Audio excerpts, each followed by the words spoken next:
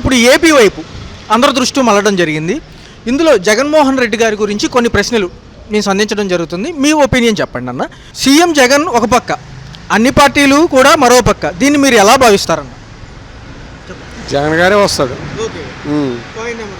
ప్రతి ఇంటికి సంక్షేమ కార్యక్రమాన్ని అందజేసి అందరి మందులను పొందిన జగన్కు వ్యతిరేకంగా అందరూ ఏకడం కావడాన్ని దీన్ని ఎలా తీసుకుంటున్నారు ఏపీ ప్రజలు? అందరికి మంచి చేశాడు కదా జగన్, అందరికి మంచి చేశాడు, ఆయన వస్తాడు. ఓకే ఓకే ఓకే అన్న, సీఎం జగను ప్రజల పక్షం, పేద బడుగు బలహీన పక్షం అని అంటున్నారు.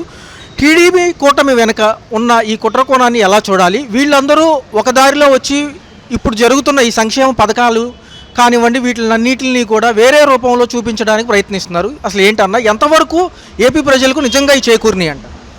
ఎంతమంది వచ్చినా జగనే గెలుస్తాడు ఈసారి. చేసే పనులన్నీ మంచి పనులు జగనే చేస్తున్నాడు కదా. అది ఓకే అన్న, ఒకే ఒక్కడుగా ఉన్న జగన్ ఒంటరిగా వస్తున్నాడు.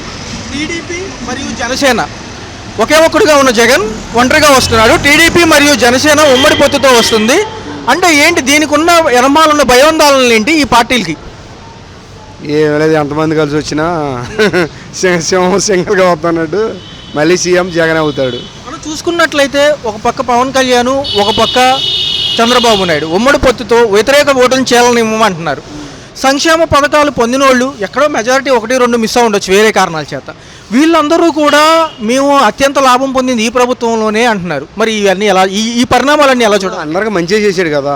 ఓకే, మంచిగా చేసినప్పుడు ఆయన వస్తాడు. ఓకే అన్న, ఇంకొకటి జగన్, చంద్రబాబు మరియు పవన్ కళ్యాణ్ మధ్య ఉన్న తేడా ఏంటి?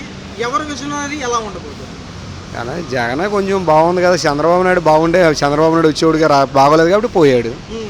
అది ఓకే. మరి ఏపీ ప్రజలు ఇంకోసారి వీళ్ళని నమ్మే అవకాశం ఉందంటారా? నమ్మరో సావరో ఏదో ఇదే కానీ. ఓకే ఓకే అన్న, ఇప్పుడు షర్మిలా గారు కూడా అక్కడ, షర్మిలా గారు కాంగ్రెస్లో విలీనం చేసుకున్నారు ఆవిడ పార్టీని తెలంగాణలో.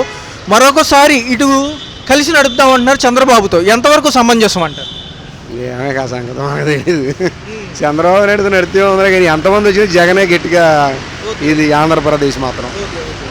40 సంవత్సరాల విజనరీ నాది అని చెప్పి చంద్రబాబు నాయుడు గారు అంటూ ఉంటారు. ఐటీ శాఖ దిగ్గజాన్ని నేనే అంటున్నారు. మరి ఈ పరిణామాలు చూస్తే ఎలా ఉండబోతున్నాయి? సంక్షేమ పథకాలతో కూడిన పాలన బాగుందంటారా, లేకపోతే ఒకేసారి డెవలప్మెంట్ అనేది వచ్చేసింది అంటారా? ఏమే సంగతి మరి మనకేం తెలియదు కదా దాని గురించి. 2014 మేనిఫెస్టో చంద్రబాబు చేసినవి ఏమైనా ఉన్నాయి అసలు?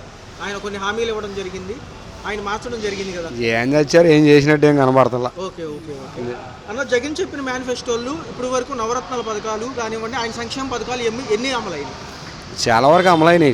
ఓకే, ఇబ్బంది లేదు పేద మధ్య తరగతి. అయితే ఈ లెక్క ప్రకారం చూసుకుంటే వై నాట్ 175 అంటున్నారు. సుమారు ఎన్ని రావచ్చు అన్న? ఎన్ని వచ్చినా ఈసారి సీఎం జగన్ అవుతాడు. ఓకే, అది.